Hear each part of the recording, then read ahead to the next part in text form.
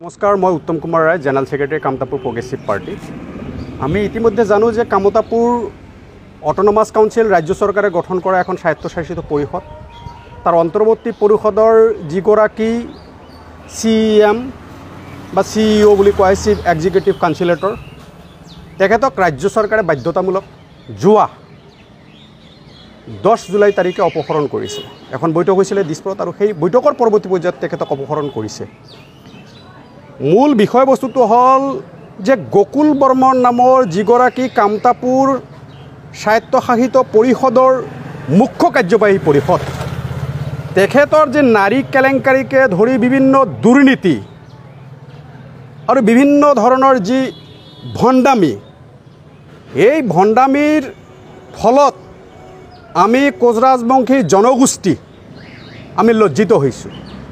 গকুল বৰ্মন ডাঙৰীয়াৰ নাৰী কেলেংকাৰীয়ে কোচৰাজবংশী জনগোষ্ঠীৰ ইতিহাস আৰু ঐতিহ্যক কলংকিত কৰিছে আৰু ৰাজ্য চৰকাৰে গকুল বৰ্মনক যে বাধ্যতামূলক অপসাৰণ কৰিছে, তাৰ কাৰণে আমি মাননীয় মুখ্যমন্ত্ৰী হিমন্ত বিশ্ব শৰ্মা ডাঙৰীয়াক ধন্যবাদ জনাইছোঁ। আচ্ছা, আপোনালোকে কেনেধৰণে চাওক, কামতাপুৰ স্বায়ত্তশাসিত পৰিষদ যদিও আমাৰ দাবী নাছিলে, যেহেতু জনগোষ্ঠীটোৰ উন্নয়নৰ স্বাৰ্থত গঠন কৰি দিয়া এখন চৰকাৰ পৰিচালিত স্বায়ত্তশাসিত পৰিষদ,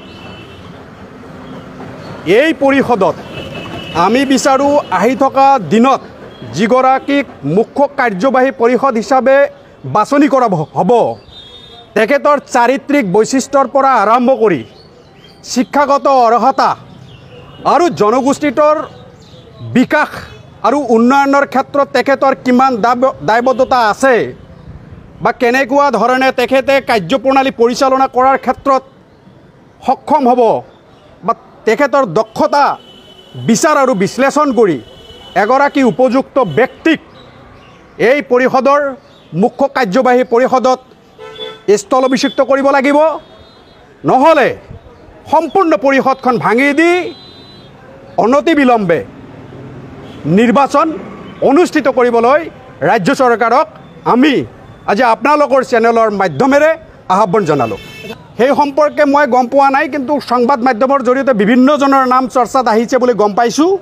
এইটো ৰাজ্য চৰকাৰৰ নিজস্ব বিষয়বস্তু, ৰাজ্য চৰকাৰে বিবেচনা কৰিব কাক বহুৱালে। যিহেতু কোচৰাজবংশী জনগোষ্ঠী ৰাজনৈতিকভাৱে পিছপৰা, অৰ্থনৈতিকভাৱে দুৰ্বল, সামাজিকভাৱে অনগ্ৰসৰ আৰু শৈক্ষিকভাৱে অতিকৈ পিছপৰা, গতিকে জনগোষ্ঠীটোৰ সামগ্ৰিক বিকাশ আৰু উন্নয়নৰ কাৰণে এগৰাকী উপযুক্ত ব্যক্তিক আৰু এই অঞ্চলৰ ভাষা, সংস্কৃতি, ইতিহাসৰ লগত সম্পৃক্ত হৈ থকা মানুহক, যোগ্য নেতৃত্বক স্থলাভিষিক্ত কৰাৰ কাৰণে, CM পদত বহোৱাৰ কাৰণে আমি ৰাজ্য চৰকাৰক আবেদন জনালোঁ। নাম আহিছে, মই শুনামতে প্ৰদীপ ৰায়, জীৱেশ ৰায় আৰু কেইবাজনৰ নাম আহিছে বুলি মই শুনিছোঁ। এতিয়া ৰাজ্য চৰকাৰৰ বিষয়, যিহেতু ৰাজ্য চৰকাৰৰ এখতিয়াৰৰ বিষয়, ৰাজ্য চৰকাৰে বিবেচনা কৰিব কাক বহুৱালে জনগোষ্ঠীটোৰ সৰ্বাংগীন বিকাশ আৰু উন্নয়ন হ'ব। সমান্তৰালভাৱে মই এটা কথা ক'ম যে ভাষা হ'ল জনগোষ্ঠী এটাৰ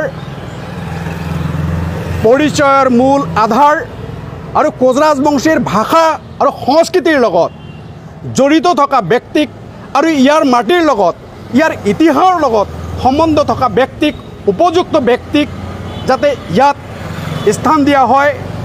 কাৰণ আমি দেখিবলৈ পাইছোঁ বিগত সময়ছোৱাত যিখন অন্তৰ্বৰ্তী পৰিষদ গঠন কৰি দিয়া হৈছে, ইয়াৰ দুৰ্নীতি কেলেংকাৰীৰ ফলত আমি জনগোষ্ঠীটোৱে লজ্জিত হ'বলগীয়া হৈছে।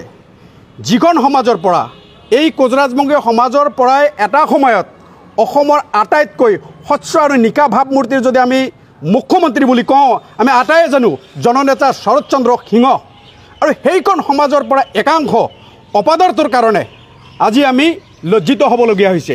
গকুল বৰ্মনৰ যে নাৰী কেলেংকাৰী, গোটেই ৰাজ্যত এটা তোলপালৰ সৃষ্টি হৈছে। অৱশেষত ৰাজ্য চৰকাৰে এটা ভাল সিদ্ধান্ত লৈছে, তেখেতক এই পদৰ পৰা, CM পদৰ পৰা অপসাৰিত কৰিছে। ইয়াৰ ৰাজ্য চৰকাৰৰ এটা ভাল সিদ্ধান্ত।